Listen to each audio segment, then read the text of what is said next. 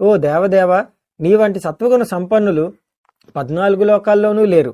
నా అహంకారాన్ని మన్నించండి. లోక సంరక్షణకు తగినవాడివి నువ్వే కనుక భూలోకంలో కలి ప్రభావాన్ని నశింపజేసి ధర్మ సంరక్షణ చేసి ప్రజల కష్టాలను తొలగించడానికి తప్పకుండా భూలోకంలో అవతరించాలి అని ప్రార్థించి తిరిగి భూలోకానికి తిరిగి వచ్చాడు. మహర్షులందరితో త్రిమూర్తులలో పరమసాత్వికుడు శ్రీమన్నారాయణుడే, అతడే యజ్ఞఫలానికి అర్హుడు అని ఖచ్చితంగా చెప్పాడు.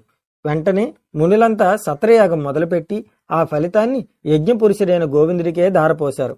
అక్కడ వైకుంఠంలో జరిగిన సన్నివేశానికి శ్రీ మహాలక్ష్మికి మహాకోపం వచ్చింది.